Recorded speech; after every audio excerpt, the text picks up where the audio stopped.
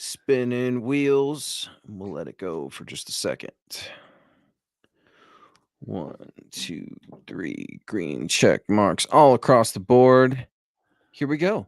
What's going on, Broncos country? It is Wednesday night here in the land of the Denver Broncos, the Mile High City, home of your Denver Nuggets, who are in the finals, game 3 tonight. But also, before we get to that Nuggets game, MHI, baby, we're going on right now. He is Thomas Hall, Scott Kennedy joining us as well.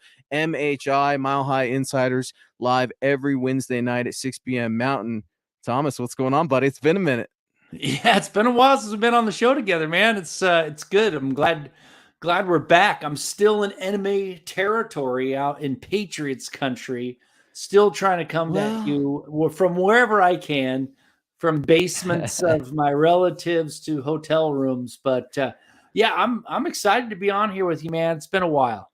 It's been a minute. I was going to give you hell and be like, Massachusetts. No. It looks like you're at the Miami Heat visiting locker room right now, or home locker room, if you will. That bright red. Thomas is surely pulling for Miami, folks. And I'm pulling for the Nuggets. It just happens to be the only place really that I can set up. It's got red behind me. I know it's not super attractive and it's Miami Heat colors or whatever, but I'm still coming at you representing Broncos country and pulling for the Nuggets. Chiefs, or he's in Kansas City, folks. We don't know. We don't know. Where's Tom? That's the game we're going to start playing. No excuse to ever mistake either one of us for a fan of another AFC West rival, specifically those Chiefs. Guys, before we get this show started, we got to kick things off with a bang because Troy has been in here since 5 p.m. Mountain, waiting patiently for over an hour, giving huge, generous amounts of support and love to MHI on his Wednesday night, 6 p.m. Mountain. Thank you so much, Troy. $50 super. That helps us keep the lights on here. That helps get your comments and questions read. And we just thank you so much for the support. Troy weighing in saying, hey, guys, I listened to the MHH 2021 draft coverage today. I swear my life is not as sad as that sounds. Please speculate on what would have happened if we would have drafted Justin Fields instead of Patrick Surtain, or if Vic Fangio was still the coach. There's been a revolving door of cornerbacks. Better or worse team overall? Troy, first of all, thanks again for the support, man. That's not sad at all. 2021 draft coverage is something that is relevant today because we're trying to figure out which players are going to be long-term solutions and or short-term fixes if we can make that happen. Subject of today's show happens to be Jerry Jeudy, right? We're going to get into that in a little bit, but that was back in 2020. So Troy, there's nothing sad about all of that. That just tells me you are again representing the most educated fan base in all of the NFL, which is Broncos country. Here's what I will say about that. I am firm and I will not move or give an inch with giving up Pat Surtain to get Justin Fields. I hear you. Quarterback. It's a QB-driven league, Tom, as everybody knows. But at the same time, Pat Surtain, to me, was my favorite player in that draft, and the draft is all about preferences. And the guy in charge gets the final say. In that case, it was George Payton-ish with John Elway, right? Lurking in the background, but I'm not a Justin Fields guy. I don't think he's going to ever win a Super Bowl. I think it's going to be a miracle if he has long-term success in the NFL. I'm talking multiple seasons as a starter in Chicago or elsewhere. I'm very happy with the Pat Surtain pick, through the moon, and it's more because of Pat Surtain and who he is and less of Justin Fields. Yeah, Troy, thank you so much. Very generous of you. Always. We appreciate that on here for sure. My problem with the whole thing was you couldn't draft Fields and have Fangio at the same time. Fangio would have wasted that talent. He wanted, some steady Eddie to come in, play defense, and try and win that way. He had other opportunities to, go with Locke or whatever it was. I don't think it would have worked.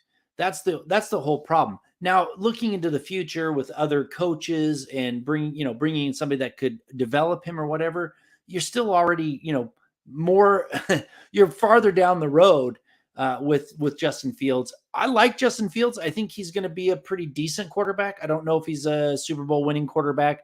I know Pat Surtain is an all-pro.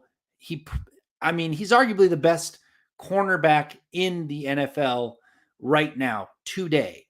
And you can't say that about Justin Fields. Now, I know quarterback's a more important position, so it's the what if you could have done.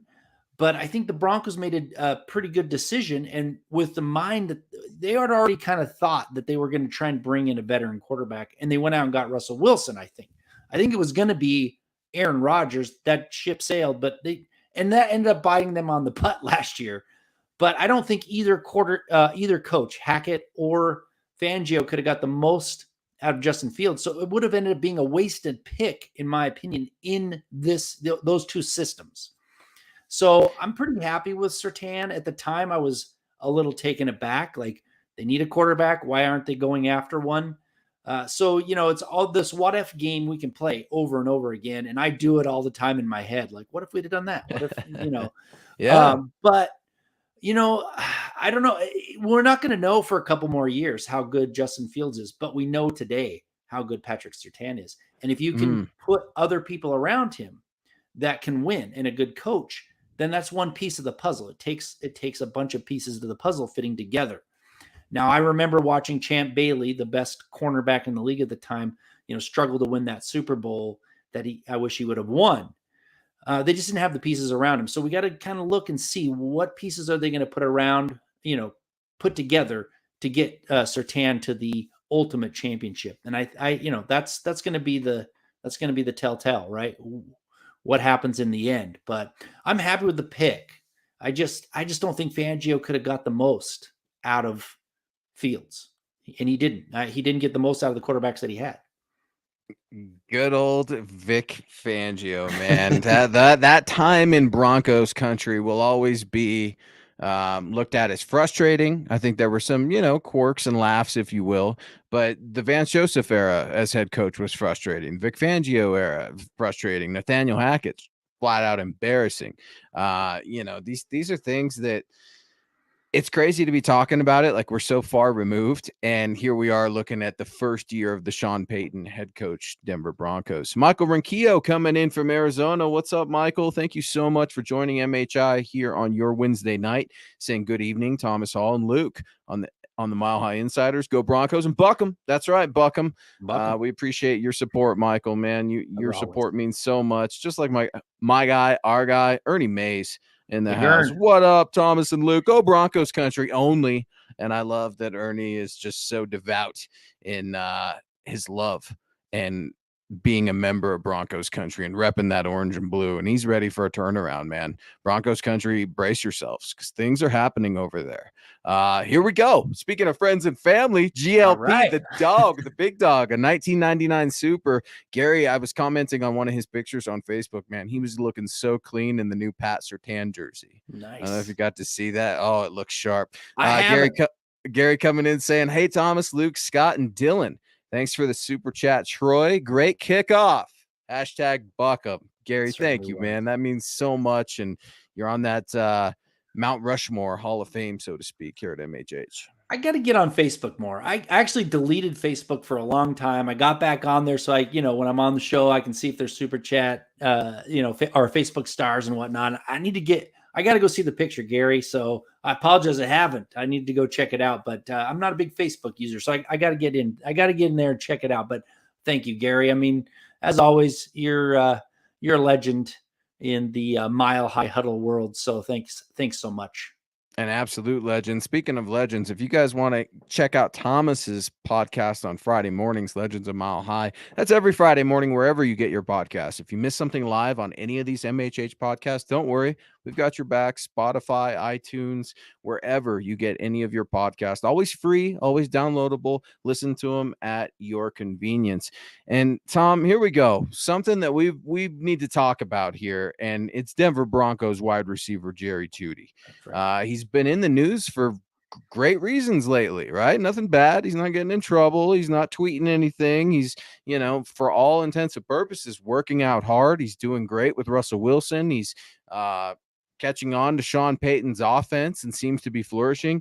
things are going well for Jerry Jeudy. So well that Bucky Brooks from NFL.com recently named Jerry Jeudy to the 2023 NFL All Breakout Team. What is the 2023 All Breakout Team? Now, that's a list that Bucky Brooks usually puts out right before training camp, right around now when these OTAs are going on, and that would determine if a player is going to either have a Pro Bowl year or an All-Pro year. A perfect example of a Bronco making that list, Pat Surtain made that list and then eventually had a Pro Bowl year and an All-Pro year. Bucky Brooks, Tom, he's saying, Bucky Brooks is saying, this is it.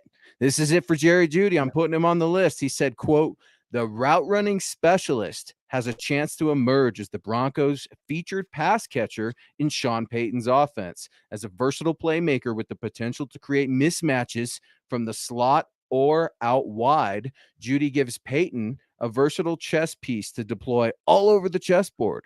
Given the creative play caller's success with Michael Thomas, Brandon Cooks, Marquise Colston, and many others over the years, Jerry Jeudy could finish with 100-plus catches as Denver's number one option.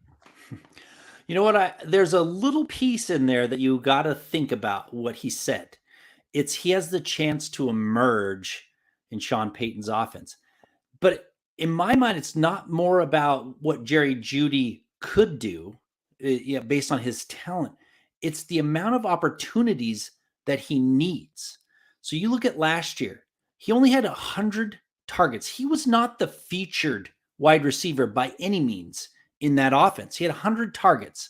But what he did with those opportunities was very much like those upper echelon type wide receivers. And bear with me as I go through this. So you look at some of the other wide receivers that were kind of in that middle range. Above him, they had a little bit more yards, a little more catches. Chris Olive, Mike Evans, and Olive. Let's Chase. not have another Dalton Risner. Okay. We don't need another Dalton Risner moment. And we're still on Dalton Risner watch, day 63, by the way, of trying to get the big guy back. But please continue. Olive, that's right. Risner, but if you look at them, right, they had about 20 to 30% more opportunities. But you look at what they did with those opportunities. Their yards per target were in the 7 yards range, which isn't elite. But you look at Jerry Jeudy's yards per target, it was at almost 10. And those really good wide receivers, Justin Jefferson, Tyreek Hill, all those that are at the top, they were in the 9 to 10, pushing that 11 yard per target range, right? So what he did with his opportunities was really quite good, but he wasn't given enough opportunities. So the real question is not, is Jerry Jeudy going to be better this year? Is he going to be given more opportunities in order to perform better? If he gets even if he misses 2 games and gets hurt in that, one game, he only plays 15 games like he did last year, really, but not full 15 games. And he only gets a 25% increase in his targets. That's going to be around 84, 85 receptions and over 1,200 yards. That's a pretty darn good season for a wide receiver. Not elite by any means, but just increasing those opportunities.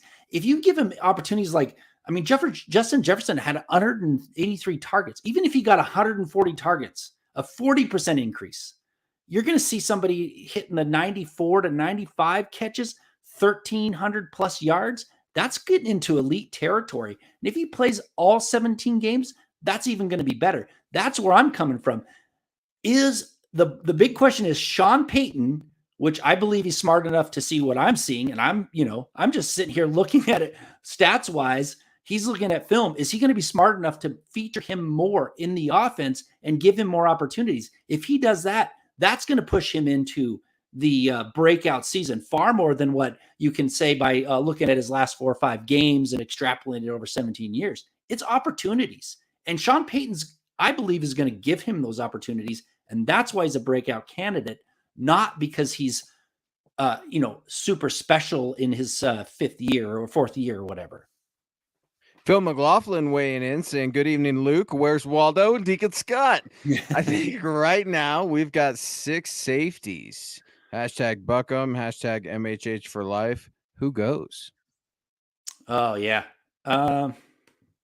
Caden Stearns, a lot of expectations there, and I'm going to tell you right now, he needs to go out there and earn it. You're talking about Sean Payton trying to feature Jerry Jeudy more and give him more opportunities. And before I get into my piece about Jerry Jeudy, I'm going to tell you right now, Sean Payton's not going to give anybody anything. You better go out there and damn well earn it. And that means if you're a wide receiver, you better block. If you're a safety, you better be willing to get in the box and blitz. You better be willing to take on O linemen. Look at some of the DBs that Sean Payton's had over his career. No nonsense guys that are always prepared and willing to sacrifice themselves for the team. Justin Simmons is obviously on the team. Kareem Jackson obviously on the team. I see JL Skinner making the team. Caden Stearns. It's pretty deep right now, right, at the safety position. So I would say whoever's healthy is probably in the running. We always see these bizarre injuries happen right now, so it's too hard to tell, and I don't want to start forecasting, I think so-and-so is going to get hurt. That's just bad juju, bad luck, and negativity. I don't want any part of it. But, Phil, thank you so much for being a part of this show. We really, really appreciate your support. Naj has been giving us support since we started way back in the day a few years ago, and he's been very patiently waiting to weigh in. A 1999 Super. Hey, brothers, the run D was suspect at times last year. Do you believe the team has improved enough this offseason to be more stout versus the run? With Vance Joseph's scheme, do you see the defense regressing, staying the same, or improving? I don't see it being as good as last year when everybody was healthy. The D was firing on all cylinders. I liked Evero's ability to put his players in the right position to succeed, and I have not seen that with Vance Joseph. I keep going back to Isaiah Simmons, right? He was supposed to be this new generational talent that came in and could play all over the field and be something special, and they never really got it out of him. And I also remember watching, Vance Joseph's led Broncos defense. I mean, obviously he wasn't the defensive coordinator, but had Will Parks playing goal line defense as a middle linebacker, on first down. And that's just, to me, it doesn't seem like he's putting the players in the right position to succeed. I'm a little worried that it will regress, but if the health stays, that's going to kind of even it out, right? Like if they can stay healthy, then you're not going to see a regression because the talent is still there. I'm still not sold on Vance Joseph. Until I see him do something really good on the field, I'm not sold on him. I'm willing to give him a second chance. You and I are both on record of saying that while we weren't through the moon that he was rehired to join the coaching staff of the Broncos in a different role, right? Head coach is completely different than defensive coordinator. And he has had some success as a defensive coordinator. To take that away from him would be wrong. And neither one of us are going to do it. Naj will say this. I still have concerns, just like Thomas does and the rest of Broncos country, about this defense. Man, do you guys hear that? I can't ignore that anymore. It sounds like a can is opening, like someone's cracking a fresh cola, or if you will. But anyway, I digress. Man, losing Draymond Jones, it's going to be interesting to see what the defensive line looks like without him. I know DJ Jones is still going to be a beast. Does Mike Purcell make the team? Edge rusher, that's been a position that we've talked about, and both have had some concerns heading into training camp. But, Naj, the good news, MHI will be out there at training camp. Yours truly will be out there every day, but MHI will be out there as well. Stay tuned. We've got that big meet and greet, guys, coming against Green Bay week 7. That's going to be super fun as well. We hope to see you there. David, our guy, Big D's been in the house tonight early as well. $2 super. Tom and Peyton, we must trust. And you gotta carefully read those, right, to see which Peyton it is now. If you say it over the airwaves, you have to say Sean or George beforehand. I guess the statement too, we know Sean Payton runs the show, so whatever you're saying when it comes to decisions, we could assume that that's a Sean Payton-esque decision. But Jerry Jeudy, here's where I'm at with Jerry Jeudy. I too deemed him, just like a lot of the other draft experts or gurus or whatever you want to say, I deemed him as the best wide receiver in the 2020 draft class. And I was obviously wrong, just like the rest of us. Let's review that, right? Henry Ruggs, his teammate, he was drafted at number 12. Jeudy was at number 15. CeeDee Lamb at 17, Jalen Reagor 21, Justin Jefferson 22, and Brandon Ayuk at number 25. That's just the first rounders right there. Jerry Jeudy has had arguably the least amount of production of some of these wide receivers in this draft class, even going into the second round. other than his rookie season, guys, he's never played a full season. That's an issue. He's never scored double-digit touchdowns. He's never had a 1,000-yard season. He's never had 70 receptions in his career. As a Denver Bronco, he scored 9 touchdowns in 3 seasons, guys. And this is supposed to be the guy that was going to come to the Denver Broncos, and I said he would fix Drew Lock, and finally we've got the offensive firepower with KJ Hamler, who, by the way, hasn't scored a touchdown since his rookie year, 3 touchdowns total. I mean, this is just, for me, with Jerry Jeudy, I hope everyone's right. I hope he is this breakout guy who's going to have a Pro Bowl year. I hope he's going to be an all-pro, but I'm to the point where, like Shannon Sharp says all the time, right? Whatever you think of Shannon Sharp, Broncos Pro Football Hall of Famer and Raven, I guess. Shannon always says, my eyes work better than my ears. And that's where I'm at with Jerry Jeudy. You've got to prove it to me before I'm willing to get excited about number 10 over there at Centura Health Training Center. Yeah, I mean, I think, though, when you look at the moves that they made at the end of the season that got him into more opportunities, he started to play better. And I'll still stick with my original analysis. So you just got to give him more opportunities because he does well with them. He has a 67% target to reception ratio there. So that's close to what Justin Jefferson had and far better than a lot of these others. So he does well with the opportunities. He didn't even get as many opportunities as Courtland Sutton did last year, and Courtland Sutton wasn't even as productive.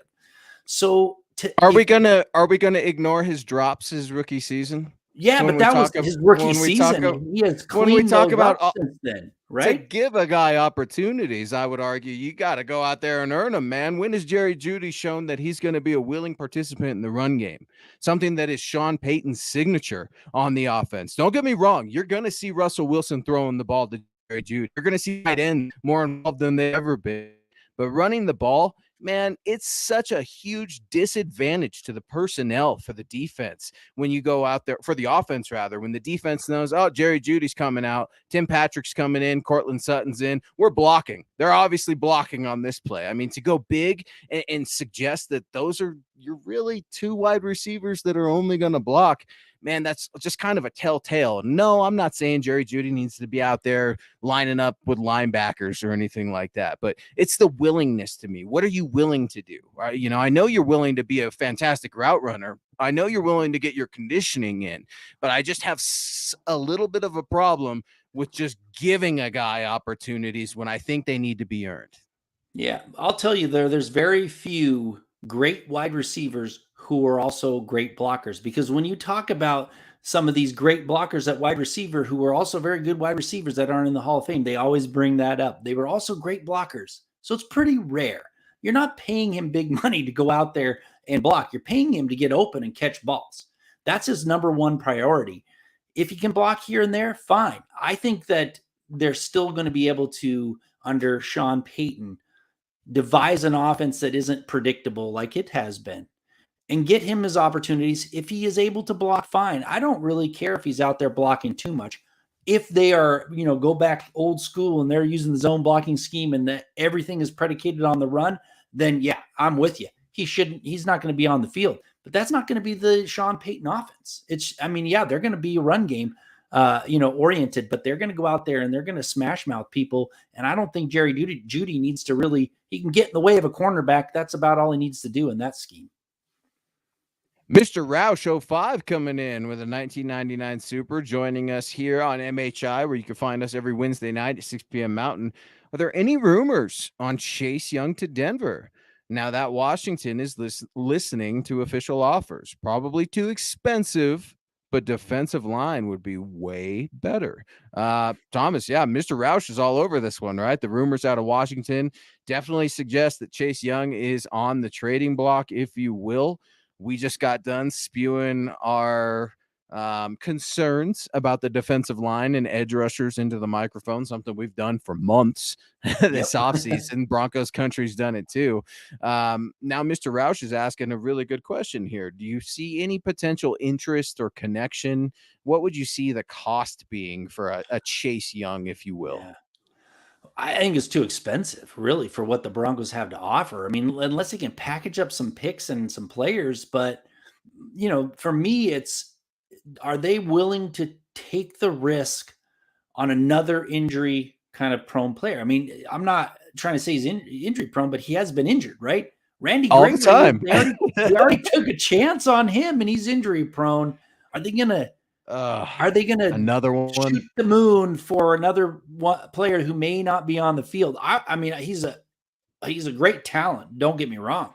He would be a great addition to an already suspect edge rusher group.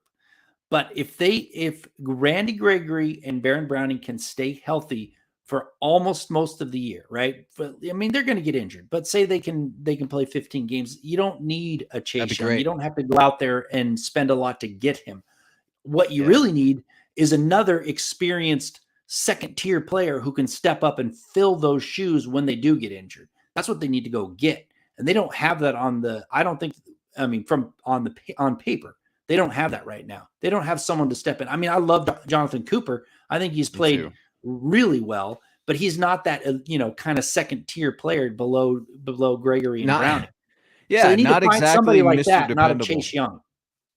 Yeah, not exactly Mr. Dependable. You got to get these guys in there and they got to start producing. And you're right. Doesn't mean they need to be a heavy hitter, right? We're talking our Nuggets. We're talking the Miami Heat. We're talking game 3. Well, you know what?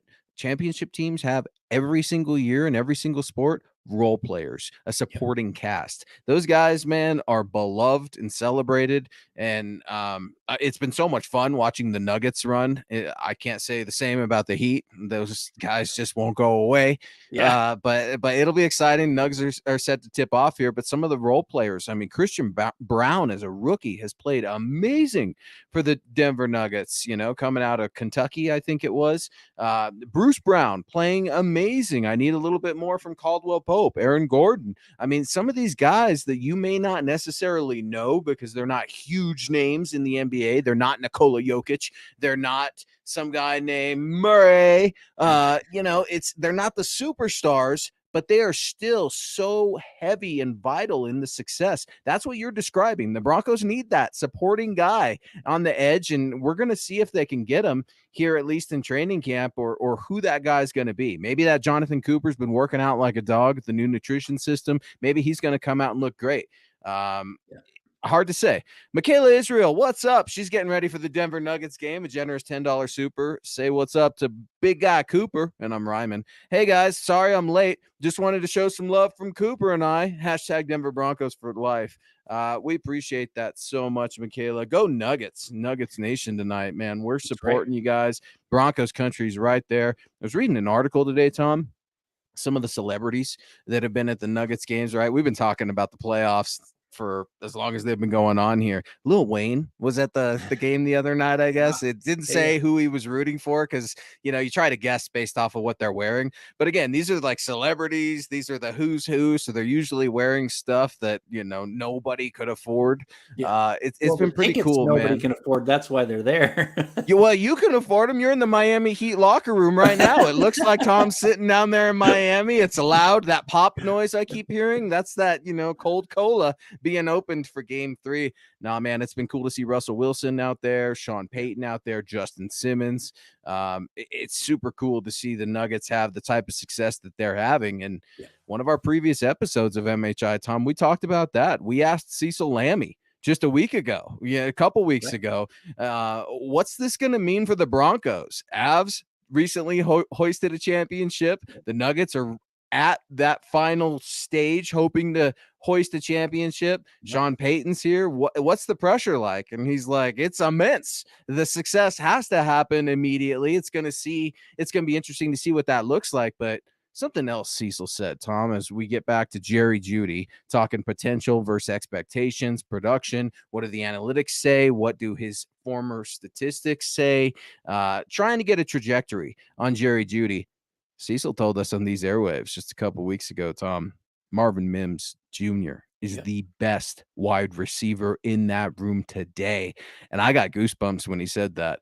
Not because he's my best friend and I'm biased, but because I believe him. I'm not out there. The media's policy is super, super strict this year with Sean Payton and what you can say, what you can report, who's going to let you in, all that sort of stuff.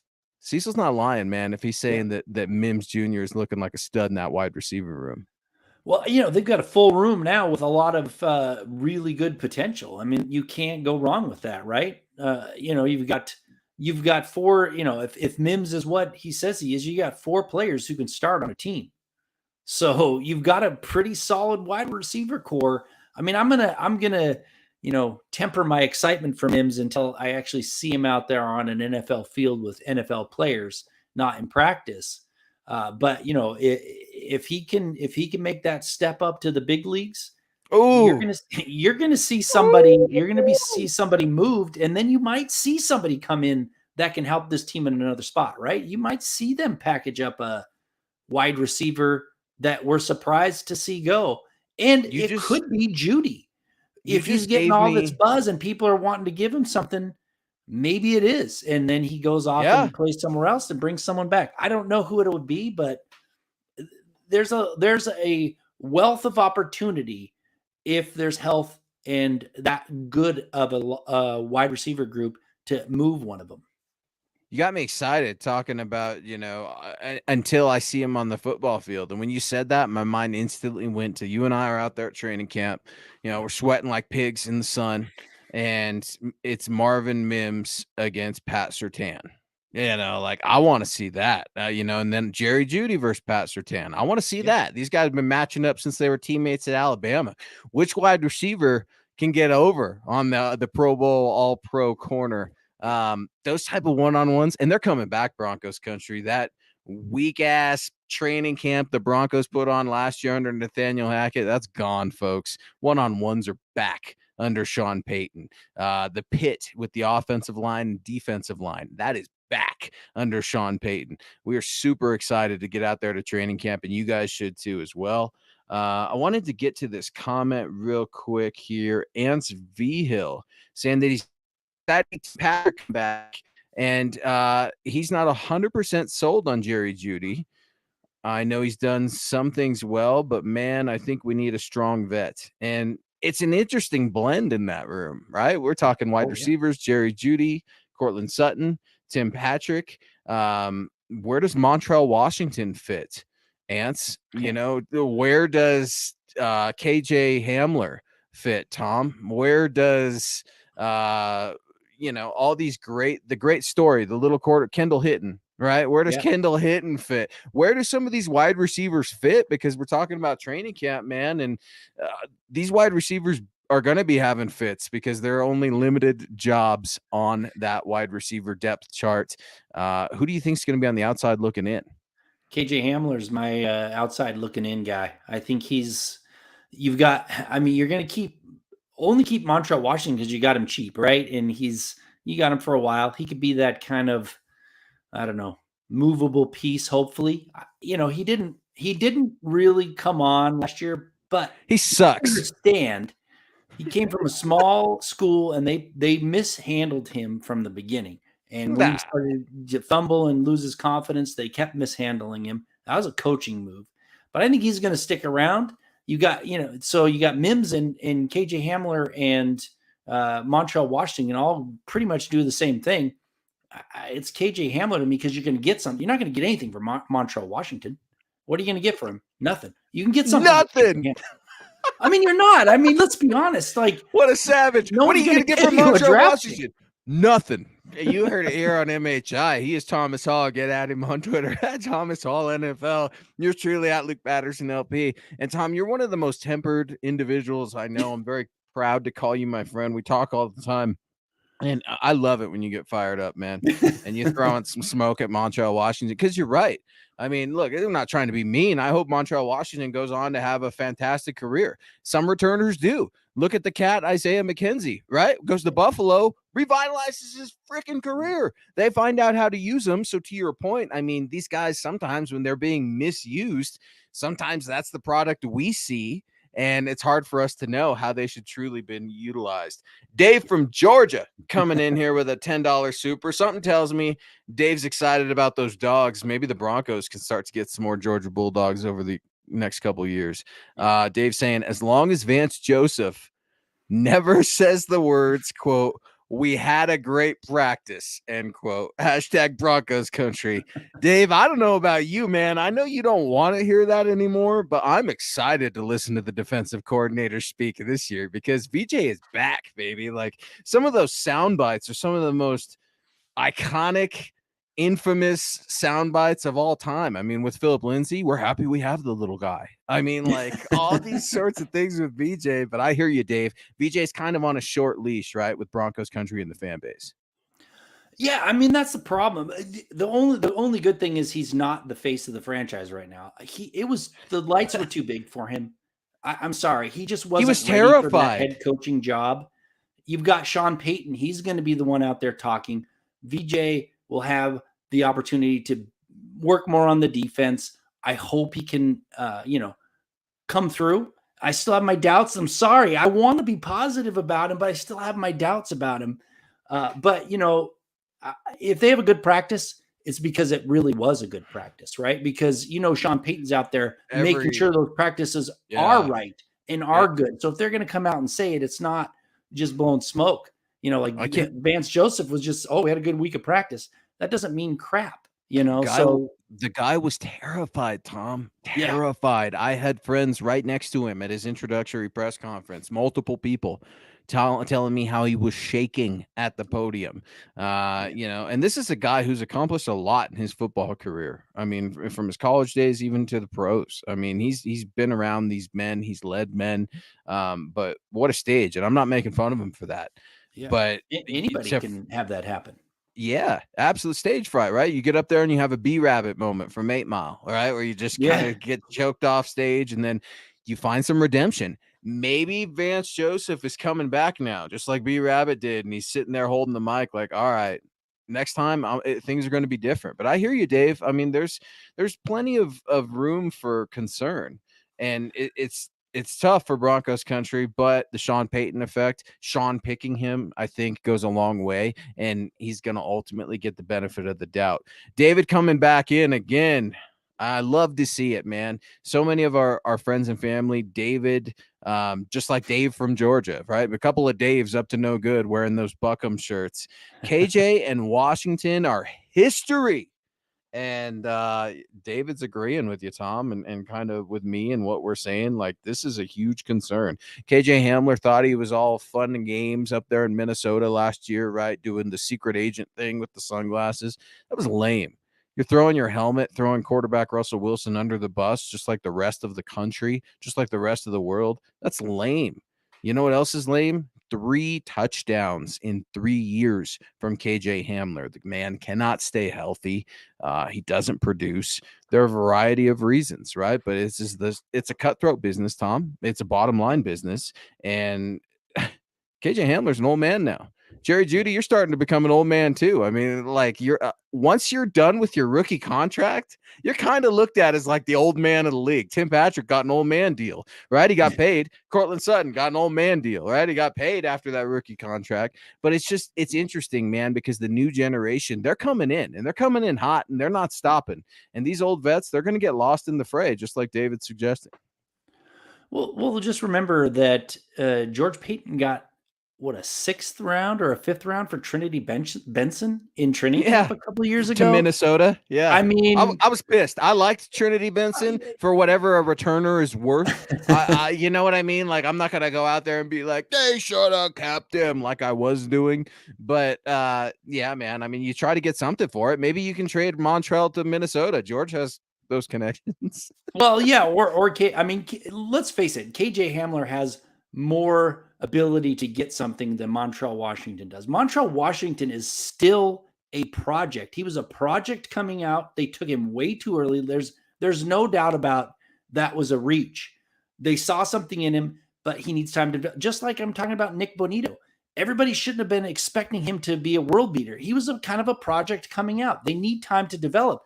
And like you said, as Isaiah McKenzie was one they let go too soon before they gave him time to develop. So that's why I'm saying they could probably hold on to Montreal Washington a little bit longer than KJ Hamler. KJ Hamler has had enough time in the system, in Broncos country, to show what he could do. And I think they're going to move on with him first. And you might see somebody else get moved on from as well. Nick Williams, local kid. Ants Vihil's asking about him, man. Local kid. Broncos just signed wide receiver Nick Williams. They had waived running back Demarie Crockett, man, who's been waived, it feels like a million times and comes back. That's kind of where we're at in the season. But this cat's an ex-Cherry Creek player. He played for my former head coach, Dave Logan, voice of the Denver Broncos. But Broncos country has definitive knowledge about that streak, right? And the undrafted guy always making a team. It's a rich piece of the team's history.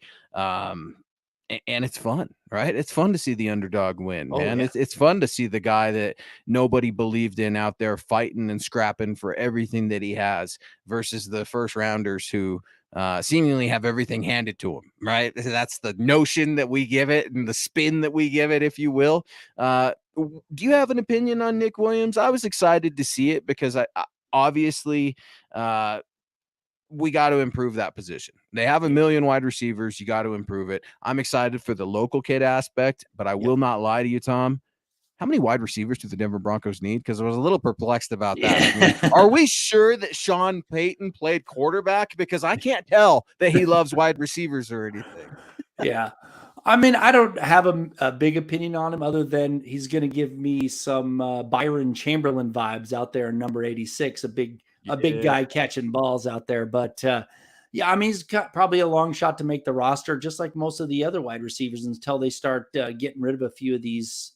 If they keep their top 5 or 6 guys, it's going to be tough for these young guys to make it. But yeah, I mean, a big guy who can go out there and hopefully catch some balls, but he's probably a practice squatter, maybe, if they can keep him around on the practice squad. I don't know enough about him, but that's just the way that it feels for me. Our own DVA in the house tonight. What's up, Dylan? Saying you guys won't get anything for KJ Hamler and trading Jeudy, ain't it? And I think Dylan represents a huge part of the fan base right there. And this fan base, Broncos country, like Jerry Jeudy, they have a huge amount of respect and expectations of this young man's talent. Now they're hungry and thirsty and ready to see him produce. They want to see him feast. This should be the most optimal. Yeah, like that. Executed that word flawlessly. Optimal situation or circumstance that Jerry Jeudy has had because of his head coach, because of his quarterback. Things should naturally start turning around. Phil McLaughlin always turning around the success, the love, the support, giving us so much of it. Thank you so much, Phil. Really appreciate the love. VJ is in rookie status for me. Show me, then I will believe. Phil, I'm right there, baby. Just like Shannon Sharp is saying, right? Hey, my eyes work better than my ears. Show it to me. I'm willing to give you a second chance, but the proof has got to be in the pudding. And I'll say this, man, if VJ doesn't do well and the Broncos defense does look horrible, Sean Payton's going to change things.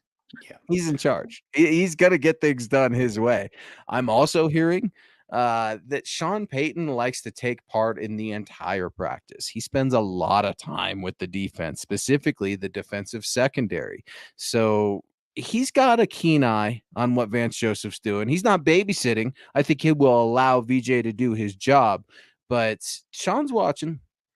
Yeah, my problem with Vance Joseph is he didn't go somewhere where he could be molded by a really great leader, right? And he went to Arizona with Cliff Kingsbury, and Cliff Kingsbury to me is not. I mean, I'm not trying to. I'm being. You look at these great leaders that have a history of producing other great coaches that have gone through the history of the NFL. They're great leaders for a reason. Cliff Kingsbury doesn't strike me as one. So does Vance Joseph really learn that much on how to be that better coach from Cliff Kingsbury? I don't know. If he'd have went somewhere else, to some other, great mind and great leader, then I would have more leniency towards him failing right away. But now he is with Sean Payton, who has produced some other coaches, he molds some people. So maybe he has it, but this is his first year. It's make or break. And I think it was another guy who's Jeremy Shawn might have said this on one of our other shows, talked about it's a 1-year deal for Vance Joseph because Dennis Allen's going to be brought in the next year. That was his line. And that could be it. Dennis Allen gets fired from the Saints, and next thing you know, he's the defensive coordinator. I don't know. They have Derek Carr now, man. The Saints have been saved. Derek Carr, man. Easy, breezy, beautiful cover car is in the house down there for the Big Easy. GLP coming in again, man. Thank you so much, Gary, for all the love, support. You're so active, man. Really appreciate it. As Deacon Scott says, they are not Sean's picks. So strike number one. That's just it, man. We talk about it's got to be your guy. And that's just the fact in life. It's not just in football. It's got to be your guy, your gal, your preference. I mean, it is about who you know in the world, for better or for worse.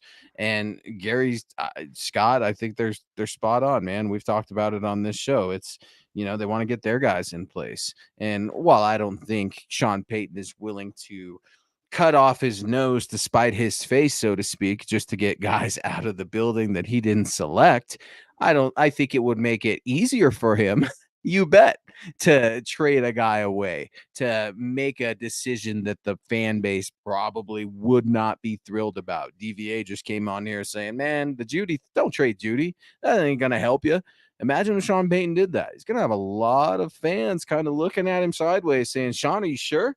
You just got here. Jerry's been here for 3 years, and I just got done criticizing Jerry and what he has or hasn't done in these 3 years. But I think that's definitely a conversation that's worth having. Yeah, but I'll just contradict that a little bit. Talent is talent, right?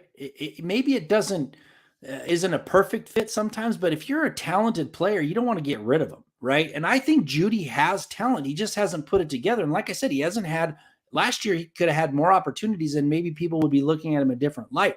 But what I'm saying is, just because you didn't pick him, if you're a talented player and you can make it work with him, why not?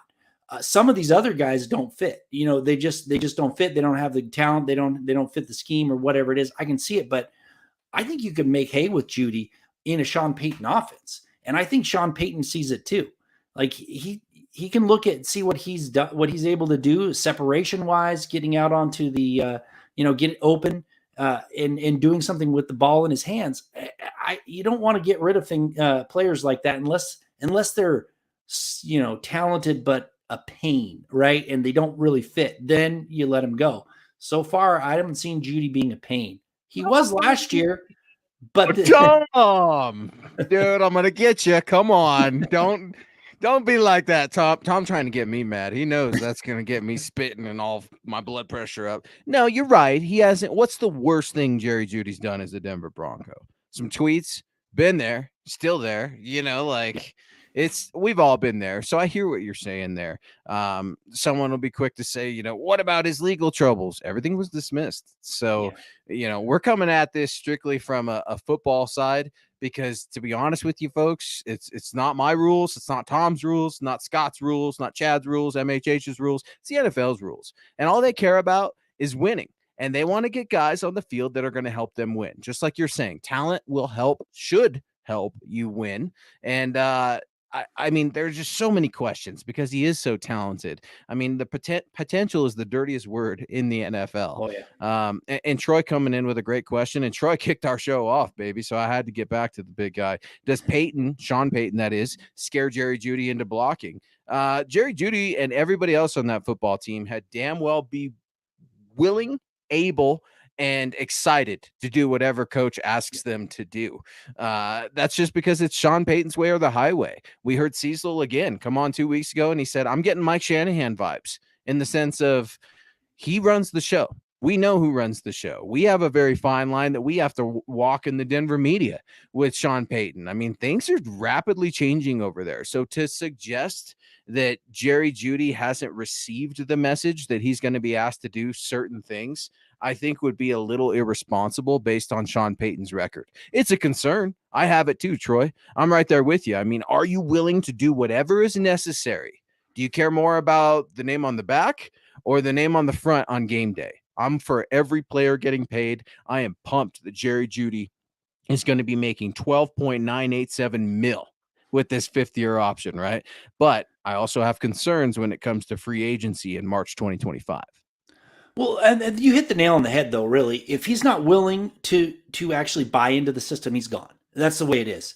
I mean, even with Mike Shanahan, he had the, Daryl Gardner's perfect example. Ooh, those guys butted heads, And he, it was a huge waste of money to bring him in. It didn't work out. He had to let him go.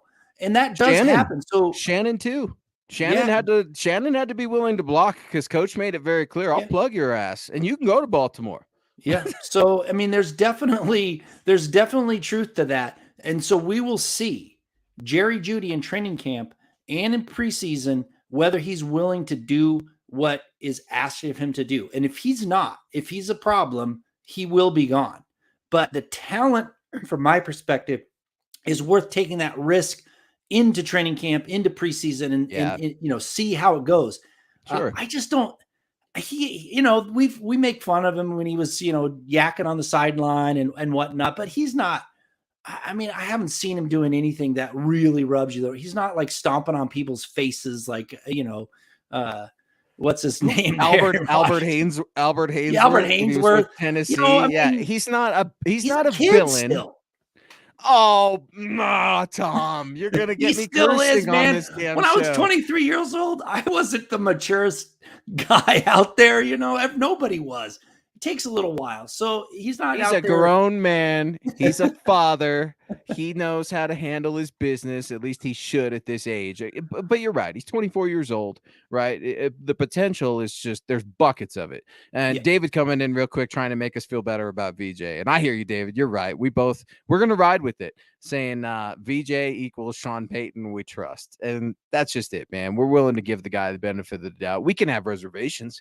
We can have concerns. And wouldn't it be nice if we showed up to Broncos camp and we were pleasantly surprised at the defense we were looking at? I mean, I want to see a defense that's trying to rip apart Sean Payton's offense. I want to see coach get into the offense. I want to see coach get into the defense. I'm looking for all these new things, just like the rest of Broncos country. It's going to be really exciting. I think there are so many more storylines that are out there and that are going to be revealed. We don't even have an idea yet what those storylines are going to be. We have some glimpses, right? We're excited to see Big McGlinchey out there doing some one-on-ones. We're excited to see Big Bennett Powers in that new look Broncos offensive line. Our new wide receiver, Marvin Mims Jr., you bet. Our new running backs, P. Ryan, Tony Jones Jr., and the other 300 of them. We're excited for all of that. And Phil McLaughlin, speaking of excitement, with all this conversation about getting another running back, personally, I would much rather be looking for another edge.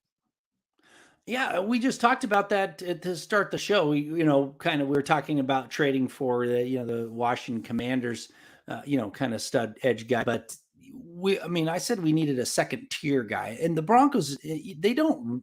You're right.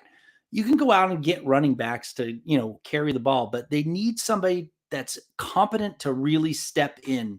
And maybe he's on the roster. Maybe it's Christopher Allen. I don't know. Maybe it's somebody like that on the roster who is going to take that next step and be that guy off the bench who can create an impact in spots. But Phil, you're right. I am so worried about this edge. And it was the worry when they signed Randy Gregory for me. It was, he's not on the field enough. And I thought they spent the money poorly. They should have went out and got somebody else. Should have kept Von Miller, in my opinion. But I'm just saying, they took a huge risk on Gregory. And I think you're right. They need to go find somebody. I'm not too worried about the running back group because, we just watched them go, in midseason, get somebody that could come in and produce for the Broncos. They could probably find somebody at training camp cuts that can come in and produce. Edge guys are different. You're not going to find somebody on the street that can come in and be an impact player on the edge if somebody goes down. So I'm with you. I'm more worried about the edge group health than I am the running back room. And Phil, Tom, to your guys' point and our concern as a whole here on MHI, everybody's worried about it. And I mean, we can't help but talk about how thin the edge position is. You got some old dogs, if you will, that are currently available on the market, and they're not really going to move the needle, let alone production. You got Frank Clark, right? People, I want no part of Frank Clark just because I can't stand the human being that he is. Right. But at a ripe age at 29, he's available. Robert Quinn, formerly from Philly, Unique Nigwakwe. I used to be able to say that right. Nick Kendall somewhere correcting me right now. Shout out to you, Nick. I love you.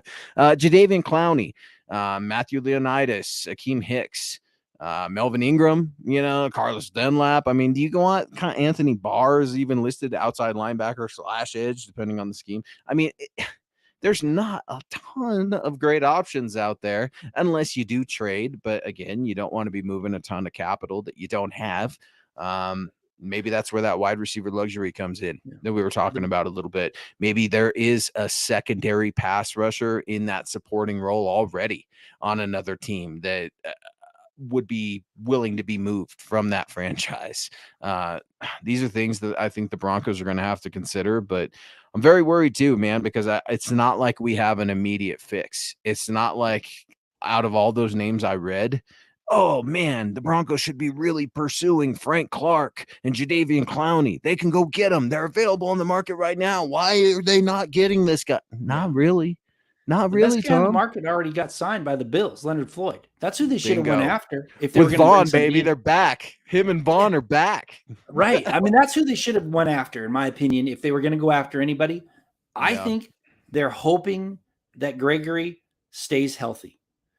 And I think that's what they're putting their money in. And frankly, I'm nervous. I'm really nervous. Yeah. But who said hope is not a strategy? Who was coined with that saying? Because that's totally true. I mean, everybody's going to get hurt, which, I think we should actually do this as part of our predictions. So every year, here at MHH, the staff, we all list our predictions on the record, who's going to be the offensive MVP, defensive MVP, things of that nature, trivial success, if you will, and then also quantitative metrics. Right. There should be pick a player, the Iron Man of the season, that's going to play every single game, because it doesn't happen very much. Justin Simmons toted that for the longest of times until he got paid, and that's arguably probably why he got paid. Again, he's always available. He's usually available. These guys do not last a 16, 17 game schedule, man. I mean, they're lucky to make it out of practice or training camp in one piece. I'm going Zach Allen with that, baby. He's going to play all 17 games. He paid them big money to come in, take on the mantle from Draymond Jones, and he's going to go out there and wreck it. Hell for yeah. 17 games, baby. Hell yeah. Troy, man, coming in. He started the show. He wants to close out and give us some love. Thank you so much, Troy. You've been so active in tonight's chat. A generous $4.99 super to pile on to his previous generous $50 and all of his support, man. Good night, guys. Great show. Thanks for the Broncos fit. Thank you, Troy. I mean, you guys are a part of what makes this show great. This is not work for us, man. We enjoy this. This is something that we are passionate about here at MHH. That's why we have shows on every single day of the week here at MHH. We don't take your credit card, subscriptions, anything like that for any of our written content over at milehighhuddle.com. We got you covered from the boys in the morning doing Broncos for breakfast to Tom getting you your Friday morning fix at Legends of Mile High. And again, on Saturday, Orange and Blue View with Ron White. I mean, we've got it. Building the Broncos, Dove Valley Deep Divers, the Mile High Huddle podcast, Huddle Up. These are things that we are so proud to bring to you guys, and you guys are a part of it. You guys are the straw that stirs this drink, as Chad would say. Yes. And we appreciate it, even though we can't always express how much we appreciate it. We really do. We appreciate you guys just being here, being in the comments, and it's a conversation with your buddies. That's what it's all about. Talking football. Yeah. That's what we love about it. And if we can get a little support along the way, that's just icing on the cake. Yeah, we like to have fun on this show, and just like all our other shows too, right? We talk football, but we're also pumped about our Nuggets, man. I mean, here's the thing. I see the Nuggets are kind of getting they were favorited tonight. I can't remember what the odds were, but I think the Nuggets are going to do it, man. I think it's going to be tough to win down there in Miami. I think they're going to steal one. I think they're going to get tonight, and then Miami's going to win on Saturday, meaning that the Nuggets and the Heat will be coming back tied at two apiece for Game 5 back to the Mile High City next week. What say you, Tom, in this series specifically for tonight as the Nuggets and the Miami Heat are underway in the first quarter? I don't know. I'm just going to give a shout out to Michael first. Thank you for the stars. Very much appreciated. Saying enjoy the rest of the Wednesday night, Broncos country, and Thomas and Luke, go Broncos. As always, thank you, Michael. But I'm just, I'm not a big basketball fan anymore, but I'm pulling for the Nuggets. I think they can win. I think that the loss that they had, the loss that they just recently had was, everything went right for the Heat and a lot of things went wrong for the Nuggets. So if I have to judge on that, they should be able to pull out a victory. So I'm hoping for them. Michael's a big Nuggets fan too, man. So I know Broncos country. Some people have us on right now the same time as the game, and we salute you and thank you guys for that. We know that we're competing directly with the NBA Finals, if you will, but we're still wanting the Nuggets to win. Broncos country, Nuggets nation, they're one in the same. I'm excited to see how it goes, man. It's super fun and cool to see history being made. I never thought I would live to see the Denver Nuggets in the NBA Finals. Yeah. Now I truly believe, like Kevin Garnett said, anything is possible. Broncos country. He is Thomas Hall. If you'd like to get at Thomas on Twitter, that's at Thomas Hall NFL. Send him a DM, whether that be about Star Wars, football analytics, regular analytics, job analytics, anything. He is willing to talk to you, just like yours truly and Scott. You could get at Scott at Scout Kennedy on Twitter. I'm at Luke Patterson LP. Head on over to the mothership at Mile High Huddle. We would really appreciate it if you gave this podcast a follow on Twitter. That's at MHI_pod. MileHighHuddle.com is the official website for our brand, for our flagship, for our team, really, where you can catch all of the Broncos news, analysis, and anything that's related to the orange and blue. And Tom, I'm ready to go watch these Nuggets, baby. I'm ready to go watch them continue to kick the Heat's ass. They're only up, by 4 right now? But I'm excited, man. I am in. It was a great show. Broncos country killed it tonight. This may be the dead season, but it's never dead here with you on MHI, baby. That's right. Yeah. Thank you so much, everybody. Appreciate it. Thanks for being here. I know you got other things to do, so thank you very much. Broncos country, this is the way. This is the way.